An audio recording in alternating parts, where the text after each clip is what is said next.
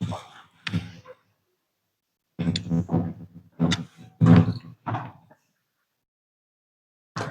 जी, क्या हाल चाल? मस्त जबरदस्त, उम्मीद करते हैं मस्त होंगे, जबरदस्त होंगे और जहां भी होंगे आप अपनी पढ़ाई एकदम बढ़िया तरीके से कर रहे होंगे। देखिएगा, आज हम लोग देखने वाले हैं जो बायोलॉजी का जो चैप्टर नंबर 3 था।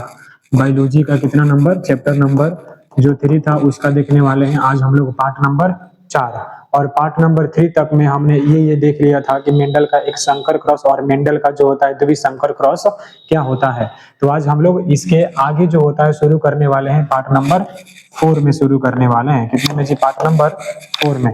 तो चलिए शुरू करते हैं। देखिएगा, सबसे पहले आज हम लोग हेडिंग लगाएंगे सेक्स डिटर्मिनेशन, यानी कि लिंग निर्धारण क्या होता है। सेक्स डिटर्मिनेशन, देखिएगा,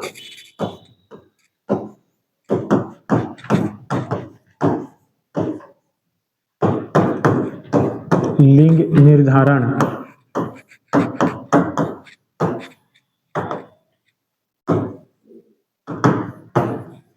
यानी कि सेक्स डिटर्मिनेशन। सेक्स डिटर्मिनेशन कहने का मतलब ये होता है कि स्त्री और पुरुष को, यानी कि मेल और फीमेल को अलग अलग कर देने की जो प्रक्रिया होती है उसी को क्या बोला जाता है? Sex determination. जैसे मान के चलो एक मेला लगा हुआ है और वहां पर जो होता है अचानक से कोई लफड़ा हो गया, तो माइक लेकर के हम लोग अनाउंस कर देंगे कि स्त्री और पुरुष क्या हो जाए? अलग अलग हो जाए किसी लफड़े की वजह से। तो वहां पर नर और जो मादा है यानी कि मेल और फीमेल है वो अलग अलग हो गए। अलग अलग हो गए तो उसी प्रक्रिया को क्या बोला जाता है? सेक्स डिटर्मिनेशन कहते हैं। तो लिखिएगा परिभाषा में, मेल और फीमेल को, मेल और फीमेल को, फीमेल को अलग अलग करने की प्रक्रिया, करने की प्रक्रिया को लिंग निर्धारण, लिंग निर्धारण कहते हैं। यानी कि जो मेल और फीमेल है उसको क्या कर देंगे? तो उसको हम अलग अलग कर देंगे। उसी प्रक्रिया को क्या बोला जाता है? सेक्स डिटर्मिनेशन, यानी कि लिंग निर्धारण कहा जाता है। आगे हम लोग देखने वाले हैं कि मानव में जो होता है लिंग का निर्धारण कैसे होता है, यानी कि सेक्स डिटर्मिनेशन इन ह्यूमन क्या होता है। मानव में लिंग, मानव में लिंग का निर्धारण यानी कि sex determination in human, sex determination in human, in human, यानी कि मानव में लिंग का निर्धारण नहीं है ना। देखिएगा, मानव में जो लिंग का निर्धारण होता है वो किया जाता है आपका गुण सूत्र के आधार पर किया जाता है। किसके आधार पर किया जाता है? गुण सूत्र के आधार पर। तो पहला पॉइंट लिखेंगे कि हम लोग मानव में जो लिंग का निर्धारण होता है वो गुण सूत्र के आधार पर किया जाता है। तो पहला पॉइंट लिखिएगा, गुण सूत्र के आधार पर लिखेंगे मानव में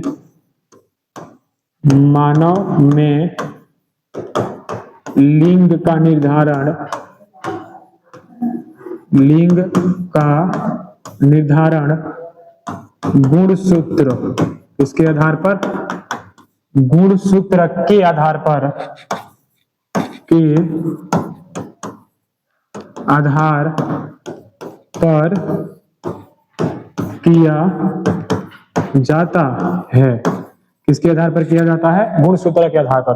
और ये जो गुणसूत्र यानी कि जो क्रोमोसोम होता है वो बना होता है आपका डीएनए और प्रोटीन का बना होता है। किसका बना होता है? डीएनए और प्रोटीन का बना होता है।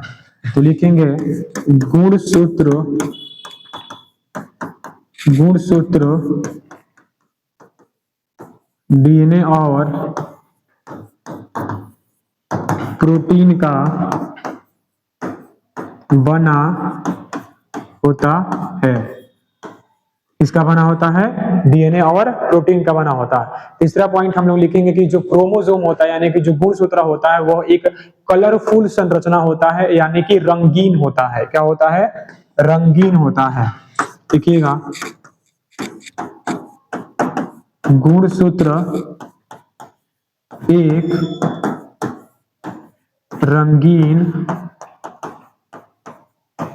रंगीन संरचना होता है। रंगीन संरचना होता है यानी कि कलरफुल। क्रोमोसोम का जो खोज होता है वो किया था वाल्टर फ्लेमिंग ने किया था। किसने किया था? Walter Fleming. तो लिखेंगे गुणसूत्र का खोज वाल्टर फ्लेमिंग ने किया था। किसने किया था? वाल्टर फ्लेमिंग ने किया था। नेक्स्ट पॉइंट एक लिखने वाले हैं कि जो गुणसूत्र शब्द होता है वो दिया था आपके वाल्डेयर ने दिया था। किसने दिया था? वाल्डेयर ने दिया था। तो नेक्स्ट पॉइंट लिखिएगा कि गुणसूत्र शब्द को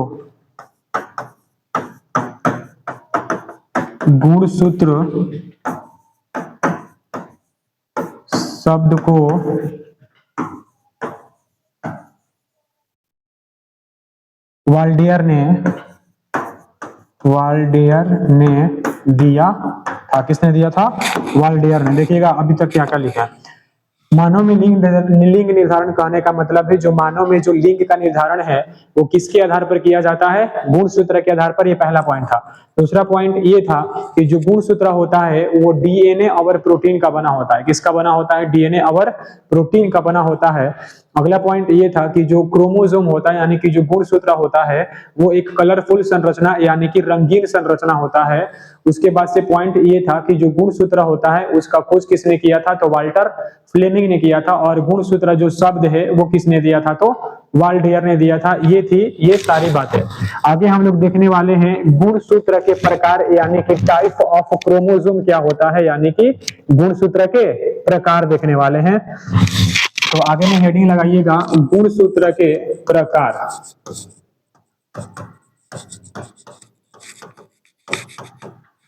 गुणसूत्र के प्रकार यानी कि टाइप्स ऑफ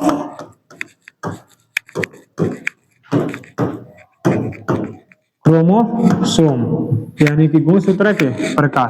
तो जो गुणसूत्र होता है वो हो जाता है आपका दो प्रकार का। कितने प्रकार के? दो प्रकार के। तो लिखेंगे यहाँ पे कि गुणसूत्र के दो प्रकार होते हैं। कितने प्रकार होते हैं? दो। इसमें से पहला हो जाता है आपका सेक्स क्रोमोसोम और दूसरा हो जाता है आपका नॉन सेक्स क्रोमोसोम यानी कि लिंग गुणसूत्र और अलिंग गुणसूत्र होता है। तो पहला लिखिएगा यहाँ पे लिंग गुणसूत्र। क्या हो जाता है? लिंग गुणसूत्र यानी कि सेक्स क्रोमोसोम यानी कि लिंग गुणसूत्र। और दूसरा हो जाता है आपका अलिंग गुणसूत्र यानी कि नॉन सेक्स क्रोमोसोम होता है। देखिएगा गुणसूत्र के कितने प्रकार हो गए आपके?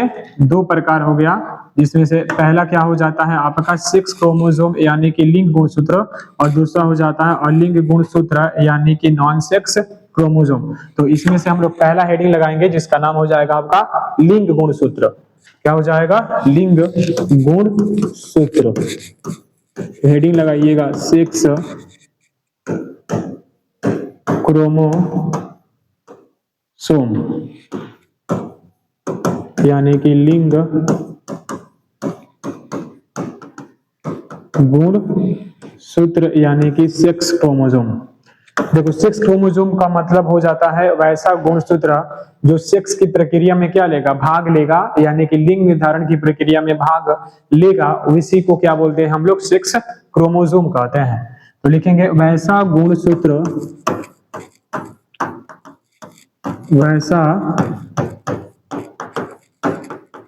गुणसूत्र जो सेक्स डिटर्मिनेशन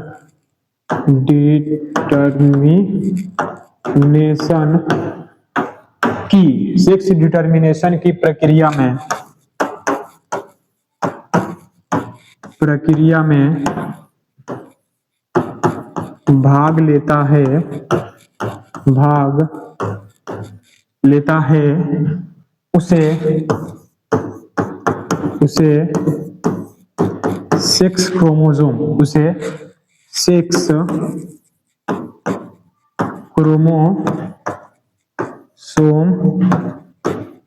कहते हैं। ठीक है, देखो सेक्स क्रोमोसोम कहने का मतलब क्या हो जाता है, वैसा गुणसूत्र हो जाता है जो लिंग निर्धारण यानी कि जो सेक्स डिटर्मिनेशन की प्रक्रिया होती है उसमें क्या लेगा, भाग लेता है, तो उसी गुणसूत्र को क्या बोल देते हैं हम लोग, सेक्स क्रोमोसोम कहते हैं। उसके बाद से दूसरा आ जाता है आपका अलिंग गुणसूत्र यानी कि नॉन सेक्स क्रोमोसोम क्या होता है, तो नॉन सेक्स क्रोमोसोम मतलब होता है नहीं, यानी कि जो सेक्स डिटर्मिनेशन की प्रक्रिया में भाग नहीं लेगा उसको बोलेंगे हम लोग अलिंग गुणसूत्र। तो आगे हेडिंग लगाइएगा, नॉन सेक्स क्रोमोसोम यानी कि अलिंग गुणसूत्र। अलिंग गुणसूत्र कहने का मतलब है जो सेक्स डिटर्मिनेशन की प्रक्रिया होती है उसमें ये वाला क्रोमोसोम भाग नहीं लेगा, उसको क्या बोलते हैं, नॉन सेक्स क्रोमोसोम कहते हैं। तो आगे हेडिंग करके लिखिएगा परिभाषा, वैसा गुणसूत्र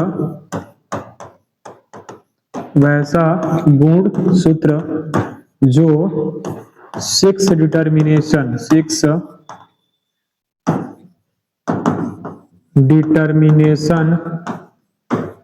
की प्रक्रिया, सेक्स डिटर्मिनेशन की प्रक्रिया में भाग नहीं लेता है तो उसे नॉन सेक्स क्रोमोसोम कहते हैं, non sex chromosome. Non sex chromosome कहते हैं।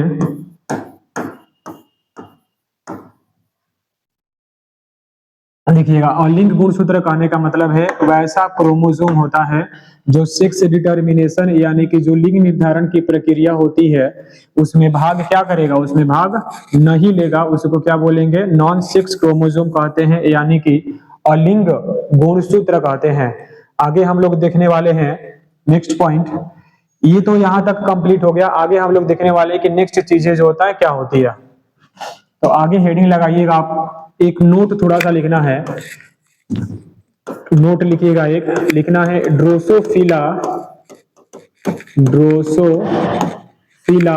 मेलानोगास्टर।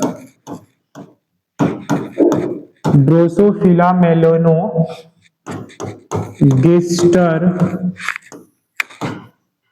के नर में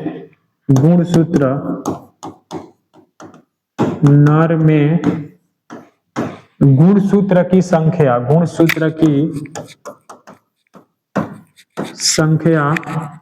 6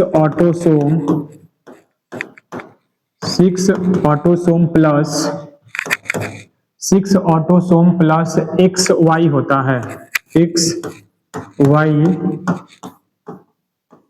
होता है, तथा मादा में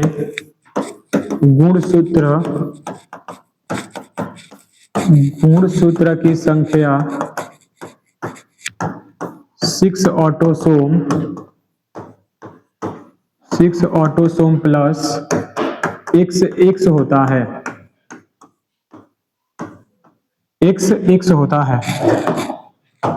देखिएगा नोट में क्या लिखा गया है, नोट में है कि जो ड्रोसोफिला मेलानोगास्टर होता है उसमें जो नर होता है उसमें गुणसूत्र की संख्या क्या हो जाती है 6 ऑटोसोम प्लस XY होता है। और जो ड्रोसोफिला मेलानोगास्टर का जो मादा होता है उसमें गुणसूत्र की जो संख्या होती है वो हो जाता है आपका 6 ऑटोसोम प्लस X और X हो जाता है। आगे हम लोग देखने वाले हैं कि लमार्कवाद का सिद्धांत क्या हो जाता है, यानी कि लमार्किज्म थ्योरी क्या हो जाता है।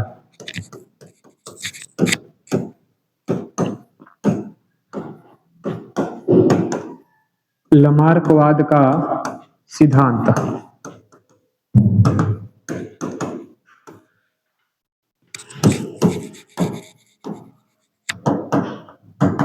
लमार्किज्म थ्योरी।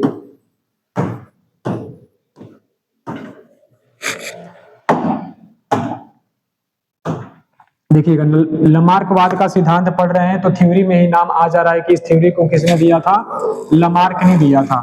तो पहला पॉइंट लिखेंगे कि इस थ्योरी को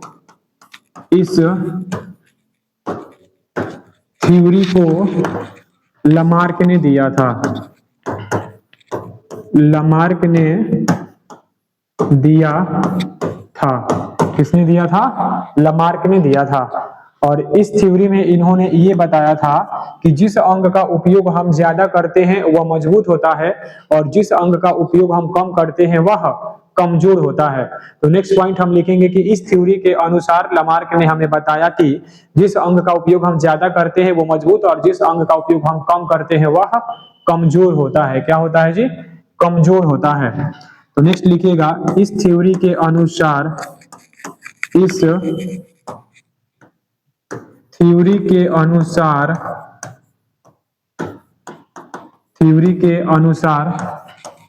जिस अंग का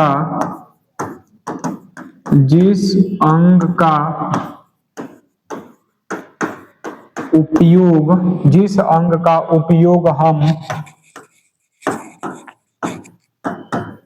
ज्यादा करते हैं वह मजबूत और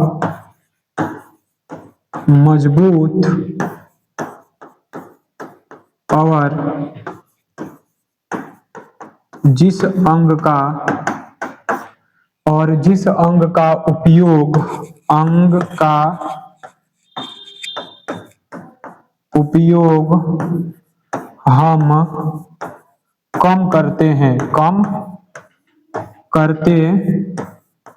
कम करते हैं वह कमजोर क्या होता है, कमजोर होता है। कमजोर होता है, क्या होता है जी, कमजोर होता है। देखिए लमार्कवाद के सिद्धांत को किसने दिया था, लमार्क ने दिया था।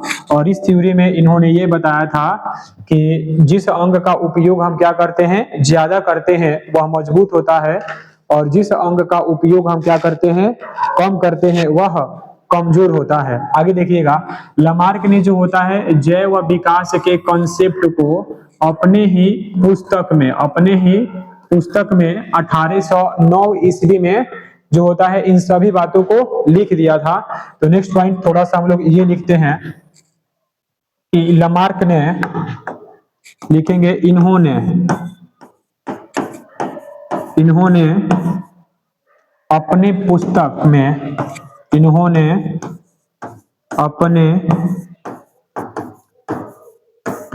में जैव विकास के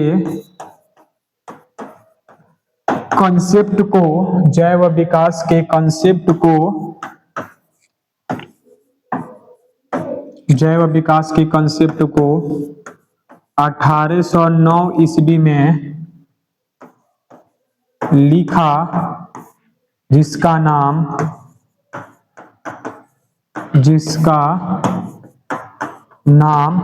फिलोसफिक जूलॉजिक है। क्या नाम है, जिसका नाम फिलोसफिक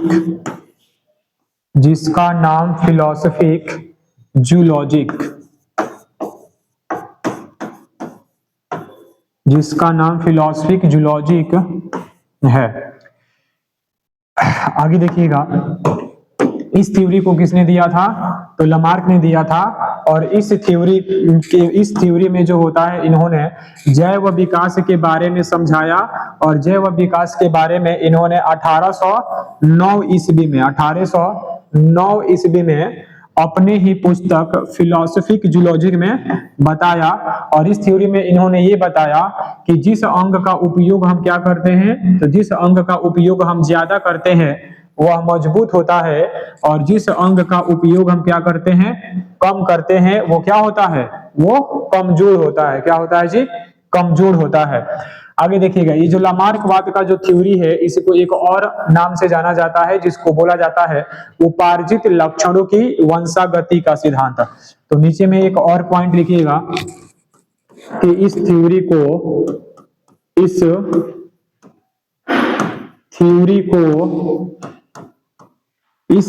को उपार्जित लक्षणों की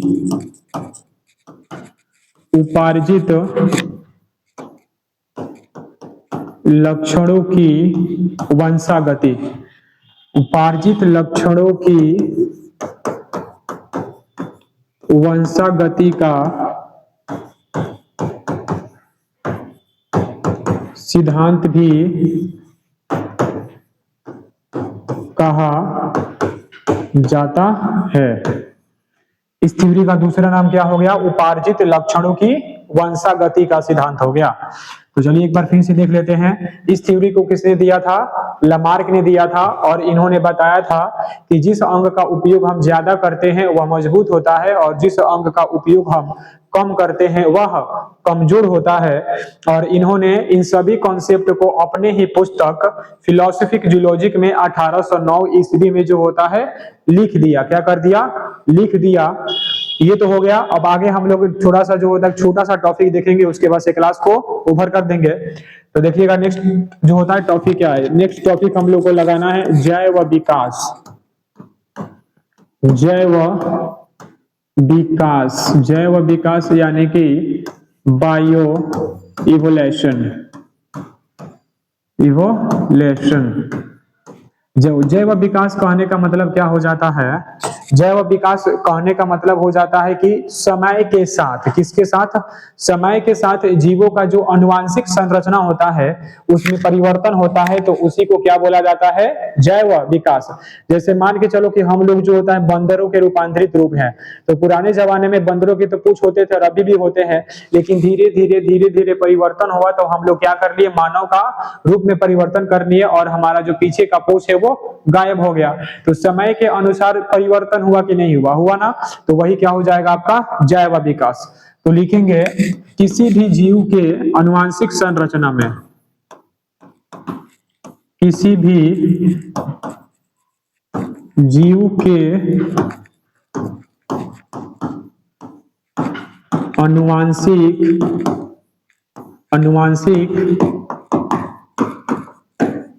संरचना में समय के साथ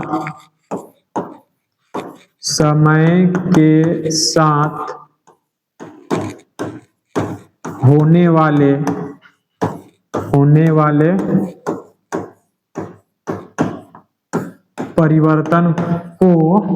परिवर्तन को जैव विकास कहते हैं। जैव विकास कहते हैं। क्या कहते हैं? जैव विकास।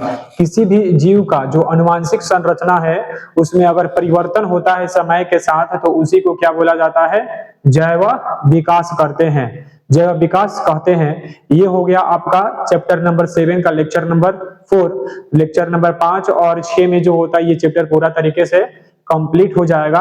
तब तक के लिए इतना ही, मिलते हैं अगले वीडियो में। तब तक के लिए लाइक करिए, सब्सक्राइब करिए और ज्यादा से ज्यादा आप लोग कमेंट भी करिएगा।